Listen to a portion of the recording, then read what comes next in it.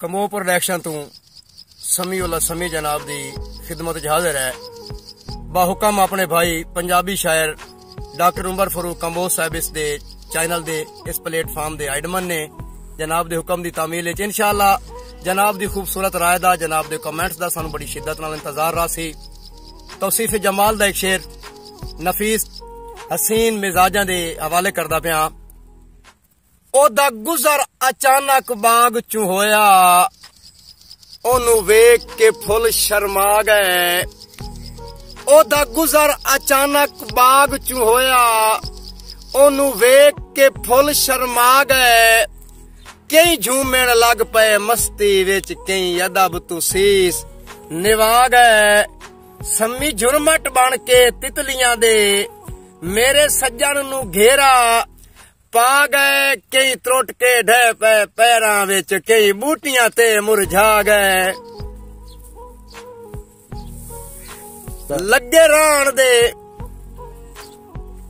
राण दे जंदरे जुल्फां नू नाए खोल खुदा दे नां ते, नाए खोल खुदा दे नां ते। वल कंबर तू खा के बनसी जदा मुश्की शुके हाँ ते। आख मकतल गा सम्मी जुल्फ सिया, कर वैसी असर किना ते। ओए पफ झटे के मुख तू जदन हटे से, बंदा कोई मार वैसिया था ते। आया घर तू बाहर तैयार हो के, मेरी नजर अचानक पै गई। कमो साहब आया घर तू बाहर तैयार हो के, मेरी नजर अचानक पै गई। ओए फुल समझ गुलाब दा खिड़दा होया, रुखसार ते तितली बह गई। आया घर तू बाहर तैयार हो के, मेरी नजर अचानक पै गई। ओए फुल समझ गुलाब दा खिड़या होया, रुखसार ते तितली बह गई। सम्मी जुल्फ दराज घटा बन के, ओदे मुख महताब ते ढह गई। ओए आवे ठमक ठमक बाई मार के टुरदा, अख मंजर वेदी रह गई। दंदा हेठ दबा के भोचन नू उस अख झिमकाई, सन होश न रहे। दंदा हेठ दबा के भोचन नू उस अख झिमकाई, सानू होश न रहे। वत सट के जुल्फा मगरा ते, अंजे जुल्फ लहराई, सन होश न रहे। भावे अख शमशीर उस पलकां विच, भावे अख शमशीर उस पलकां विच, सम्मी ढेर लुकाई, सन होश न रहे। ओए चन अर्श दाहे या फर्श दाहे, उस झलक विखाई, सन होश न रहे। उस झलक विखाई, सन होश न रहे। ओहे नी हुसन शबाब दे आरजी जलवे, नौराने जिंदगी सारी।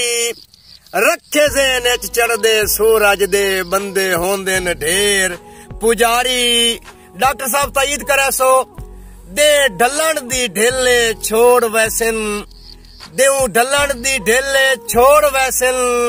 दरबार तेरा दरबारी, ओए मत समझे हुसन दी पेंशन बनसी, सम्मी नौकरी नौ सरकारी। सरदार चौधरी तैर महमूद महकन साहब मेरे फाजिल दोस्त रईस साफ मोचीवाल हो। गर्जां दी सांग ते बेलियां नू, बेली जदन टंगेन ता दुख लगदा है। ओए बेली ढाक ते चा के बेलियां नू, मुंह भार सटेन ता दुख लगदा है। बेली काजों दे नी बेलियां दे, सम्मी भोल भनेन ता दुख लगदा है।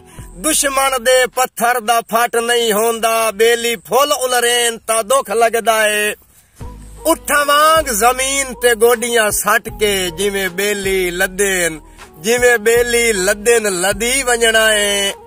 बेली जार दा जाम पीवा छोड़न, मैं शरबत समझ के पी वंजना है। भावे जेड़े रंग च रंग छोड़न, उसे रंग च कसम रंगी वंजना है। बेली सांग ते पुठिया टंग छोड़न, सम्मी बेलियां मगर टंगी वंजना है। मेरा शरबत जार तू वध समझेना है, ओ जार पीवैनी पी लेना है। मेरी जी जी तू भी चिड़ वैना है उदू खुश हो के जिणकी लैना है। एदा मतलब है ओ बंदे नू सट सकदा, ओ बंदे नू सट सकदा, मैथू निखड़ के तू समी जी लैना है।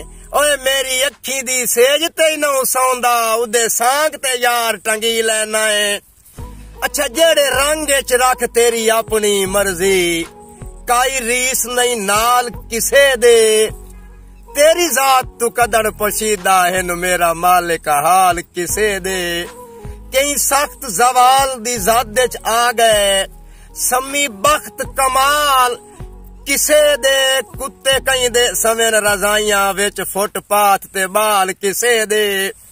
जिवें दो दा हिंसा जुफ्त होंदा है, दो जुफ्ते ताक नहीं होंदा, और कुत्ते वैरी होंदे न कुत्तियां दे, कुत्तियां विच वाक नहीं होंदा।